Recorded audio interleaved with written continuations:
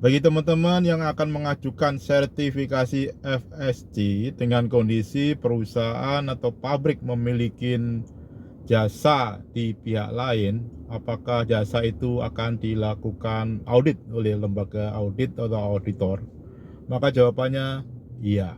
Di konteks ini jasa misalnya perusahaan furnitur. Nah, kemudian pihak furnitur ini membeli log. Nah, karena tidak memiliki proses untuk pembelahan log, maka pembelahan log dijasakan ke pihak lain atau somil lain. Maka di konteks ini perusahaan itu memiliki sertifikat scope proses produksi furnitur, kemudian ada jasa proses cutting log menjadi sound timber. Nah, sound timber ini dikembalikan ke perusahaan dan diolah menjadi furnitur. Nah, di konteks ini apakah jasa somil tadi diaudit oleh lembaga audit untuk klausal core labor atau tenaga kerjanya? Maka jawabannya adalah iya. Meskipun ini sekedar jasa, tetapi di konteksnya FSC, maka perusahaan itu sudah masuk ke dalam skopnya dan dilakukan proses audit core labor dengan 4 verifier yang harus dinilai. Yang pertama tentang anak di bawah umur, yang kedua tentang kerja paksa, yang ketiga tentang diskriminasi, kemudian yang keempat tentang kebebasan berserikat dan berkumpul. Nah, itu tetap dilakukan. Kemudian aspek lain ya pasti dilihat, misalnya tentang ketenaga kerjaan, jalur evakuasi dan sebagainya. Tetapi saya coba bahas di sini adalah apakah core labor juga akan masuk di dalam konteks lebih detail di skema FSC untuk jasa ini? Iya jawabannya. Jadi bagi teman-teman yang memiliki jasa, maka solusinya adalah pilih jasa yang bisa memenuhi 4 verifier tadi agar lolos di dalam konteks sertifikasi. Saya coba sharing lagi lebih detailnya. Contohnya misalnya yang di nomor 1, perusahaan tidak boleh memperkerjakan anak di bawah umur. Maka yang akan dilihat jumlah karyawannya ada berapa. Maka dicek tanggal lahir dan tanggal joinnya. Dan juga pada saat overview di lapangan akan dilihat apakah ada anak di bawah 18 tahun. Nah, kalau memang ada di bawah 18 tahun, maka akan menjadi temuan. Kalau kemudian yang kedua, kerja paksa. Nah, apakah ada kerja paksa? Maka akan dilihat apakah ada kontrak karyawannya, gajinya dibayar sesuai dengan UMR regional tersebut, overtime-nya juga dibayar.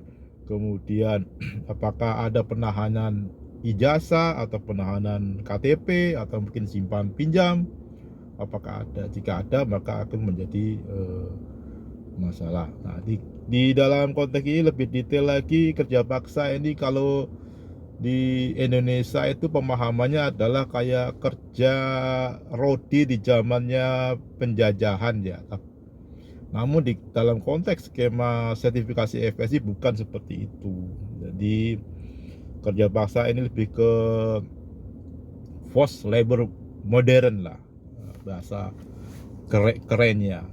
Contohnya misalnya apakah disertai pinjaman. Kalau pinjaman itu ternyata ada dan mengikat terhadap karyawannya, maka itu termasuk juga kerja paksa. Terus kemudian apakah misalnya perusahaan itu punya kontrak karyawan. Kalau nggak ada kontrak karyawan, itu juga termasuk kerja paksa. Terus kemudian apakah di situ overtime dibayar? Ya, kalau nggak dibayar juga kerja paksa. Terus apakah jam kerjanya sesuai dengan regulasi dari pemerintah atau nasional? Kalau tidak sesuai, maka juga kategori di kerja paksa.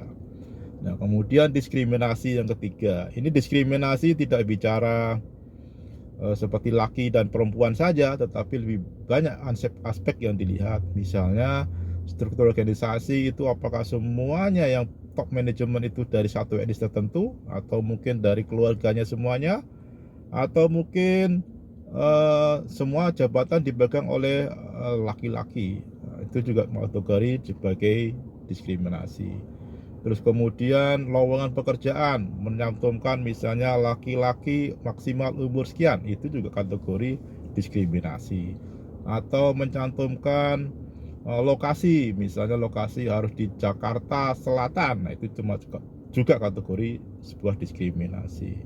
Kemudian yang terakhir adalah kebebasan berserikat dan berkumpul. Nah, di konteks ini, jika perusahaan memiliki serikat pekerja akan lebih bagus. Kalau tidak memiliki serikat pekerja, maka opsi lain akan dipakai seperti peraturan perusahaan, atau mungkin ada pernyataan tertulis kebijakan, wawancara ke karyawan, itu ada paksaan atau enggak terhadap aliran ataupun politik tertentu. Misalnya dari ownernya adalah memegang partai aliran A, maka harus memilih partai A. Nah, itu termasuk juga tidak kategori tidak memiliki kebebasan berserikat dan berkumpul. Ya, itu sharing dari saya terhadap proses jasa. Apakah dilakukan audit? Maka jawabannya iya, dan harus memenuhi semua klausal, dan di self assessment pun harus ada core labornya. Itu sharing dari saya, semoga bermanfaat dan salam lestari. Mari